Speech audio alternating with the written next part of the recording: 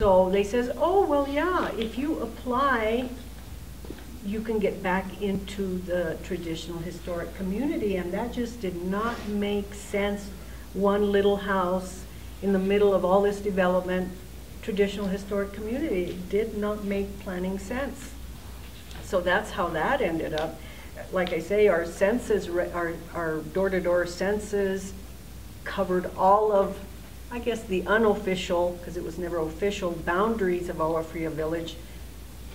But when it was passed through the legislature, but when the county, I don't know what the process was exactly, but when we went to the county level, they shrunk the boundaries, and so our house ended up outside the village and vulnerable for development.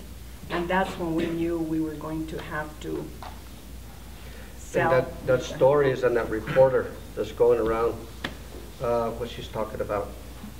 And also, and I'm sure you have families that are very tied to the land too, because the Spanish people, and Christina can probably, she lives on family property, you don't sell your property, either for your children and then for your grandchildren. And there was one city meeting that we went to, because we were always butting heads with the city, because the city also wanted that area. That one commissioner, or commissioner? Matthew No. Ortiz. He was not a commissioner, he was a Council. said, Romero's, those days are gone that you can leave to your children. And if I hadn't been out of whatever, out of order, just quietly, I says, that's what you think. Because that's what we're doing. We're not selling our land, we're going to leave it to our children. And as right now, our kids live on there. A couple of our... And if I can point out too, I think we've carried the tradition outside of Agua Fria, because with the monies that were earned from selling the home, they purchased 13 acres outside of, kind of by the Marty Sanchez golf course. I'm not sure if you guys are familiar, but same thing. They subdivided the lot, so each of us kids have a lot, and my parents have a lot, and so we're not in Agua Fria, but the ways still went with us, you know. Right. And those properties that he's talking about, back in the day, my grandfather in the 30s, he homesteaded 1,100 acres in that area. And back then you had to build a shed and work the land for 5 years steadily. You couldn't move out of that area. So when you went before the county, you had to place your hand on a Bible and swear that you had lived there and never left. Well, when my grandfather went there, was the story my dad said, he put his hand on the Bible and said, I swear I have not been there for 5 years. Jeez. Yeah, I can't. Swear that he He was lost there it. the whole time. Rather than lying, he lost it. Wow. So, ironically, now we live there in that vicinity that my grandfather had inherited, not inherited, homesteaded. So I really feel the spirit there, you know. And that it was part of the village. It was grazing, it was woodland. It was. That was part of the village up there? It was. It Wow. was part of the village. For getting wood. It wasn't developed like houses, but for It was the woodlands. sustainability, gathering resources, yeah. Wow. And that's where we're at. So we're not far. No. So, okay, so we went through a lot of tough times, you know, and I'm just curious, because I'm just going to ask this because I love mariachi music. I grew up with it, you know, and I just want to go a little bit into that. Did that help you maybe get over a lot of things? Because singing relaxes me sometimes, or learning new things. So can you tell me a little bit how you started with that? Well, I wanted to play the drums, but he didn't get me any. He'd probably be too loud, but he actually got me guitar lessons from a cousin of ours there in Agua Fria, Ramon Bermudez Jr. That's how I started playing music, and really it was more like, excuse me, northern New Mexico music, a lot of polkas. This is a certain style, and I played that growing up, and I really didn't realize what I had. I just thought I was just, you know, play guitar, have a good time, you know, and never played mariachi until I moved down to Las Cruces. And after experiencing mariachi music, which is more in Mexico's music than ours, there's a lot of corridos, there's a lot of stories of things that have happened, and that's when I realized, and I told my parents this, we need to write songs of Agua Fria, you know, and there's nothing about Agua Fria. Everything that's collected, she's collected and archived, you know, and so now I feel it more as an adult more than I did a kid, how I can apply it and almost save our music and our village through music, you know. So growing up, it wasn't too significant, but now as a man, I do perceive it and how it can help. And yeah, definitely now I understand how it can mellow you out, you know, singing and playing. I'm not sure if that answers your question, but. Well, and what's interesting is, as poor as we were, Raymond bartered for him to learn music from, I don't know if Ramon Bermudez Jr. is world renowned, and he bartered with him for guitar lessons. What did you barter with? Mechanics. He had a bunch of stinking Volkswagens. I hate them. But that's what it took, you know. But that's, you know, you Rough. do what you have to do, I guess, you know. I like that kind of thing. Yeah. So do you have some songs you can play for us about Agua Fria? Not yet. I still need to write some. I've actually been talking to my dad. One particular song, is his name Toribio? Toribio Lopez. Toribio Lopez. There's a guy, because Agua Fria is in strips. Well, about 2 strips behind us, there was this older man, Toribio, and his wife, and he had his little barn and his home right there, pretty much where like the Arcos is, and you know, kind of in that area by the Starbucks is a little bit, you know, and he didn't want to sell. His wife did. Well, they ended up selling and moved into the city. And for months after we sold, or after he sold, every day I would see him drive out there and watch them developing his property, you know, and almost like sad, you know, he just would stand out there. And that's one of the ideas for a song I have, is a song of Toribio, you know. Oh, that's great. Mm-hmm. He was the last cowboy of Agua Fria. He gave me his retired chaps. Really? And his retired, I don't know what you call these things here, You leathers could open a museum. for roping. Yeah. Why did he give them to you? Because he knew that I appreciated him. And in fact, he's 93. I talked to him 2 weeks ago and he's still fixing his fences. Mm-hmm. Yeah. 93, that's young. The last cowboy, huh? The last cowboy. And the one prior to him, his name is Arminio Montoya. He's 103. And he owned a Monte Vista feed store. They're the Alright. ones that still use the acequia system, or Correct. did. He's the last Agua Fria person to have water rights of the acequia madre. Really? It goes to his property and then just dumps into the storm drain. Just lost. Wow. Also, oh, go ahead. Oh, you said that you would like to apply your music to help preserve Agua Fria or help contribute to your parents' cause. Do you feel that, well, already, do you feel that this is something that you're working on, this responsibility? Well, I'm going to be asking, because they know more stories than what I do.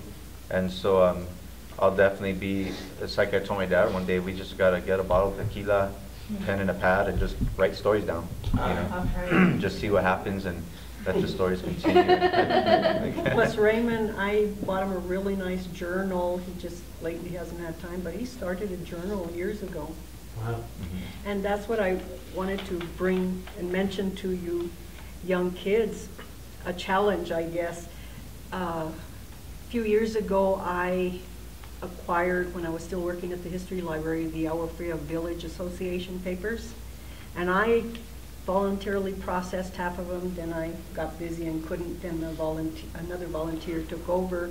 And so it is archived at the History Library if anybody ever wanted to write a book or a thesis or anything on that. I challenge you guys to, it's very fascinating. It's all broken down and you can access not the papers themselves, but what it has in it online, so.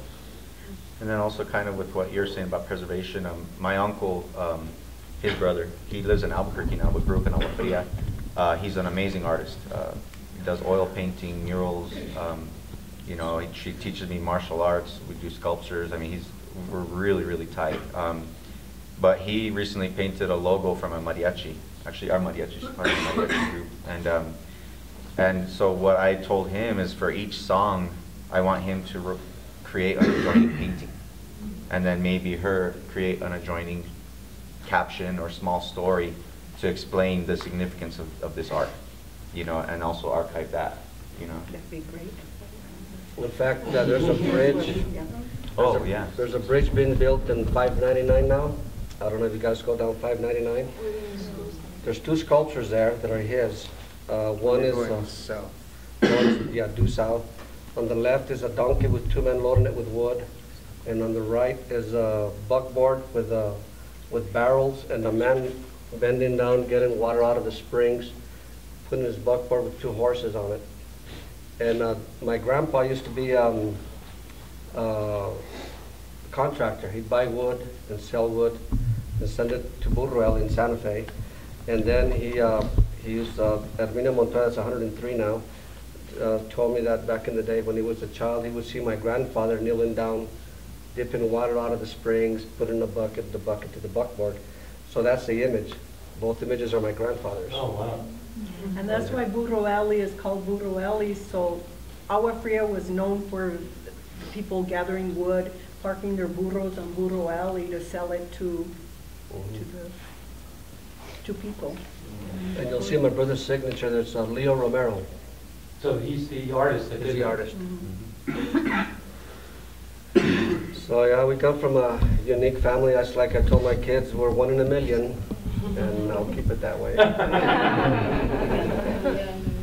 Would you play some music for us? Absolutely. Can you have I was going to say the guys are still Yeah. going to the mountains, getting wood and selling it. Really? The 3 of them. So it's an old family tradition that you just preserve, just for the ritual aspect of preserving it? Yeah, And the exercise? the It's physical not activity. necessarily for the income. The income is, It helps. Like it's a bottle of tequila now and then. But I don't play the guitar because when I was young, my dad got me guitar lessons from the same guy, Junior Bermudez. And he used to send me down about 3/4 of a mile to my guitar lessons on my go-kart with my guitar strapped onto the back. And I had such a good time on my go-kart on the way going and coming that I came back after like a week or 2 and I told my dad, you know, could I just leave the guitar at home and go around on the go-kart? And so I never learned guitar. gave it up. You have different skills. Yeah, I became a great driver though, with a great driving record. He does play the radio, though. There you go. Cristina, would you mind joining in, please? Sure. She's got one heck of a voice. And can you describe what the song is about? That'd be wonderful. You're missing a couple of students. Well, one song that, let's see. Well, I'll do one song that kind of applies to Little Santeria, and then we can do a duet. This song is actually from San Juan, Puerto Rico, and this guy's talking about. He's just saying if he's leaving, but one day he's going to come back to his land, you know, and it's so much talking about the tierra, his land, that I really, actually when I sing it, I put Agua Fria and then instead of Puerto Rico, because I feel it applies a lot to Agua Fria and how we feel about our land, you know. So I'll do this one, and then Cristina can do a solo or a duet or whatever she's doing. And this is one of my mom's favorite songs, actually. En mi viejo San Juan, cuántos sueños forjé en mis noches de infancia. Mi primera ilusión y mis cuitas de amor son recuerdos del alma. Una tarde me fui a esa extraña nación, pues lo quiso el destino. Pero mi corazón se quedó frente al mar en mi viejo San Juan.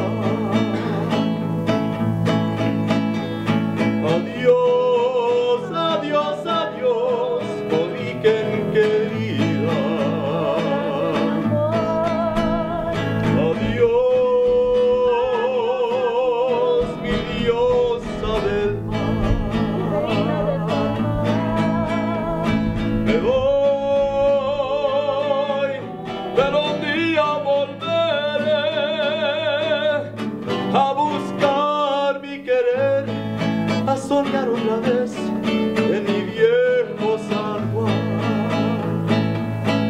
Pero el tiempo pasó y el destino burló mi terrible nostalgia.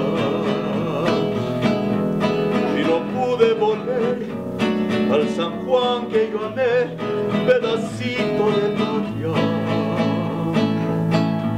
Mi cabello blanqueó y la vida se va y a la muerte me llama. Y no quiero morir alejado de ti, ay mi agua fría del alma, ay mi agua fría. Adiós, origen querida, tierra de mi amor. Adiós, mi diosa del mar. Me voy, pero un día volveré a buscar mi querer, a soñar otra